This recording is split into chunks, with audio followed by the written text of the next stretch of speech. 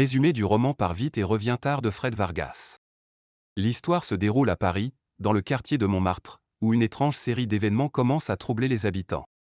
Chaque matin, Joss Le Guern, un ancien marin breton devenu crieur public, lit à voix haute sur la place des messages que les gens lui remettent anonymement pour quelques pièces.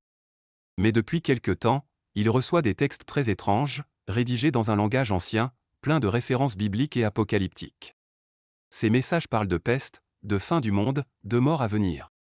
Pendant ce temps, le commissaire Jean-Baptiste Adamsberg, un enquêteur rêveur, intuitif et solitaire, s'intéresse à un autre mystère sur plusieurs portes d'immeubles du 18e arrondissement. Quelqu'un a peint, à la craie noire, un grand X inversé, accompagné de chiffres romains.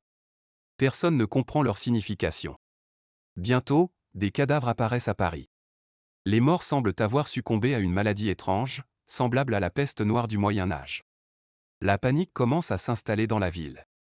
Adamsberg, aidé de son fidèle adjoint Danglars, comprend qu'il a affaire à un tueur machiavélique qui veut répandre la peur de la peste pour mieux dissimuler ses crimes.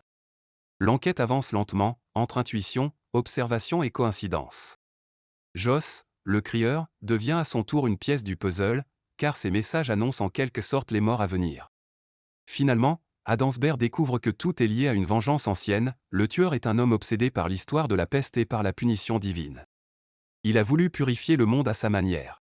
Grâce à la patience et à l'intelligence d'Adamsberg, le meurtrier est démasqué avant que la psychose ne devienne incontrôlable. Le roman se termine sur une atmosphère de soulagement, mais aussi de mélancolie. Vargas mêle dans cette intrigue le fantastique, la poésie, le suspense et une réflexion sur la peur collective.